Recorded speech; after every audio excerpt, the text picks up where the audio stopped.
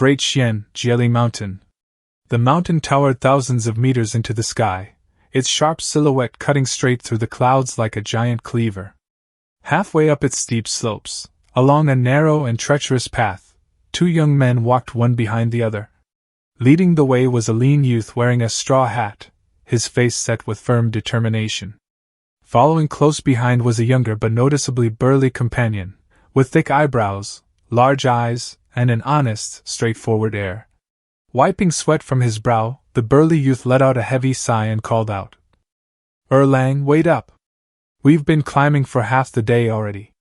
My legs are finished, I can't take another step." The slender young man with resolute eyes replied, "Tigers and strange beasts sometimes prowl these slopes. It's too dangerous to stop here. There's a hidden cave just ahead. If you're truly exhausted, we can rest there." The sturdy youth asked curiously, "Erlang, is there really an immortal living on this mountain?" "Without a doubt. I've seen him with my own eyes." Erlang raised his gaze toward the cloud-shrouded peak, his voice steady and certain. The burly youth looked unconvinced. "Sure. You've been acting like you're possessed for 5 whole years, rushing up Jelly Mountain every chance you get. How many times have you climbed it now? And still, you've never actually found one. I think it's time to let it go. Immortality is just too distant, nothing but a dream. You'd be better off focusing on martial arts training like I do." Erlang frowned and cut him off. "Wan Xuanba, you're starting to sound just like my mother. If you keep talking nonsense, you can go back down the mountain by yourself." The burly youth scratched the back of his head awkwardly and wisely kept quiet. The two continued their climb along the rugged trail. Before long, an eerie wind swept through the valley.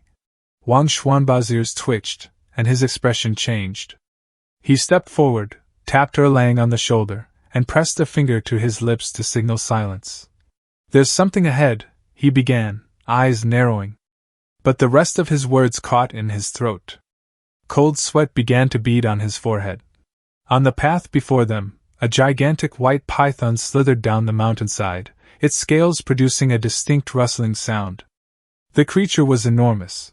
Just the visible part of its head measured nearly 8 meters across. The rest of its body remained hidden among the dense foliage, making its full length impossible to judge. Its massive jaws parted, releasing a wave of foul, bloody stench. Standing in the shadow of the python, watching as its head loomed close enough to swallow them whole, Wang Xuanba could no longer hold back. With a thunderous roar, his muscles swelled, and his body seemed to expand. He leaped high into the air and brought his fist crashing down toward the white python's head. Clang! The impact rang out like metal striking metal. At that moment, Erlang moved as well. Shifting his fist into a finger strike, he unleashed dozens of rapid, piercing jabs. Clang, clang, clang, the sound of collisions echoed endlessly. Yet despite their ferocious assault, either of them had managed to leave even a mark on the python's scales. Hissing in rage, the python twisted its body and lashed out, striking Wang Xuanba squarely in the chest. Thud! Wang Xuanba was sent flying, crashing hard against the cliff face and sending shattered rocks scattering in all directions. Instead of pursuing Wang Xuanba, the python swung its massive head around, jaws gaping wide as it lunged straight at Erlang. Caught off balance, Erlang had no time to dodge. He could only brace himself, arms outstretched, and use every ounce of strength to force the python's jaws apart. The python let out a chilling roar and pressed forward with overwhelming power. For a brief moment, it seemed Erlang had been swallowed whole, but with a deep, guttural growl, he held firm, muscles trembling as he pried the jaws open. A fierce deadlock ensued.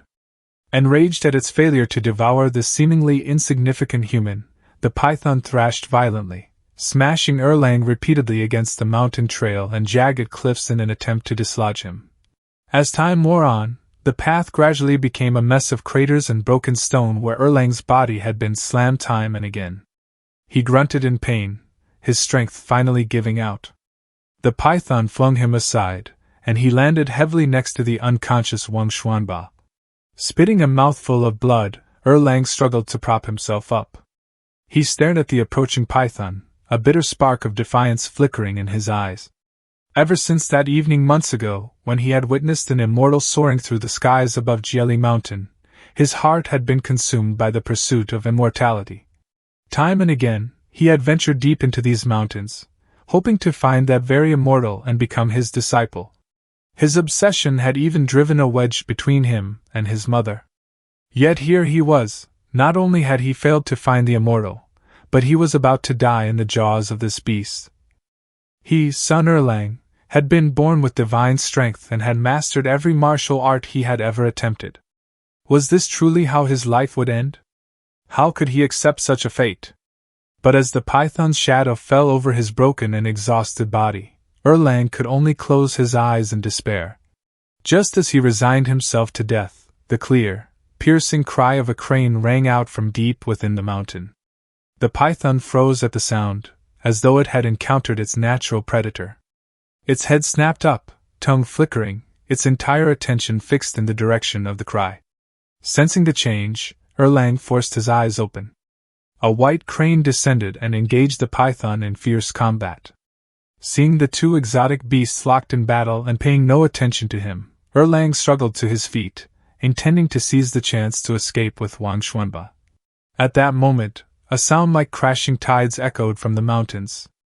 Erlang froze, looking up to witness an astonishing sight. On the slopes, mountain rats, crawling insects, apes, tigers, leopards, and countless other creatures Erlang had never seen before suddenly emerged from every direction, forming a massive beast tide that surged toward the dueling crane and python. They ignored both the crane and Erlang, their eyes locked solely on the enormous white python. The python let out a terrified cry, but it was already surrounded by countless wild beasts. There was no escape, no way out. Witnessing this eerie scene, Erlang stood rooted in place, not daring to make a sound for a long while. Suddenly, something seemed to dawn on him. He looked around and shouted loudly, "Immortal Master, is that you? It must have been your doing, right?" In his mind, this unnatural beast tide could only be the work of the immortal who secluded himself within Jelly Mountain. Erlang felt both excitement and anxiety. Unfortunately, though he shouted until his voice grew hoarse, there was no sign of the immortal master. He sank into deep disappointment. Not far away, Li Fan watched with a faint smile. The immortal master stood right before him, yet the mortal could not perceive his presence. Li Fan observed quietly, a trace of appreciation in his gaze. This child shows promise. His physique seems somewhat unusual, and his determination to seek the Tao is quite strong. Li Fan chuckled and shook his head. But I haven't even secured my own footing yet. How could I possibly take you as a disciple? It's better to wait until the time is right before giving you an opportunity. After watching the two leave Jelly Mountain, Li Fan turned his gaze to where the white python had been devoured. A surge of satisfaction rose within him. The last 9 years of dedicated research were not in vain. This formless killing mechanism is truly extraordinary. The recent chaos within Jelly Mountain, where every bird and beast had suddenly gone mad trying to devour the white python, had been his doing. Having already reached the late-stage Qi refinement realm in this life, he had chosen to seclude himself within Jelly Mountain to avoid the influence of immortal miasma. Here, he waited for return to truth to finish charging while devoting himself to rigorous cultivation. Since the immortal Forsaken Lands contained no spiritual Qi, he had spent the vast majority of his time contemplating the energy mechanisms of heaven and earth he had observed in his previous life. 9 years of painstaking effort had finally borne fruit, allowing him to comprehend a single technique, formless killing mechanism. Once unleashed, this technique could mimic the killing mechanisms of the heavenly Tao to a certain extent within a defined range. When heaven unleashed its killing mechanisms, it naturally manifested through various deadly calamities. A target marked by formless killing mechanism would perish from these calamities without Li Fan needing to act directly. Take the crimson-eyed white python, for example. After being marked by Li Fan's formless killing mechanism, it became a target for the heavenly Tao's killing mechanisms within the bounds of Jelly Mountain. Heaven and earth nurtured all living things, and the will of heaven and earth governed the vast majority of creatures in this world. Thus, countless animals were driven by this will, developing an overwhelming killing intent toward the white python. This killing intent would only vanish once the white python was utterly destroyed. Borrowing the authority of heaven's will, this was the formidable power of formless killing mechanism. The ability was powerful, its method insidious, and its execution incredibly subtle. The divine ability itself was like the killing mechanisms of heaven and earth, resembling a pure will and rule. Ordinary cultivators simply couldn't detect it. Possessing so many advantages, it was truly an essential tool for murder and plunder. After briefly tidying up, Li Fan checked the charging progress of Return to Truth. It had reached 99%. It is time to set foot in the cultivation world once more. Taking the 2 techniques from Qian Hong's tomb and the damaged Taiyan boat as well, Li Fan departed on his flying boat. After flying some distance, he turned back. He returned to the tomb, gathered Qian Hong's remains, and prepared to bring them back to the cultivation world, fulfilling the final wish of the deceased. Now, with no more attachments, Li Fan smoothly passed through the immortal slaying grand array and returned to the cultivation world. Seeing the clear blue Tsongyun Sea once again, Li Fan felt as though a lifetime had passed in the blink of an eye.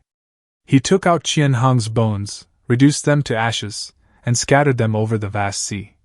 Above, a strange phenomenon suddenly appeared in the sky. A single flower petal drifted down from a branch. Carried by the wind, it wandered endlessly without rest. Foundation Establishment Cultivator Qian Hong cultivated for 265 years, establishing his Tao foundation with the curio, drifting plum blossom. Exiled for 3,670 years, his soul now returns home, his Tao returned to the heavens. The phenomenon lasted no longer than half the time it takes to drink a cup of tea before fading away without a trace.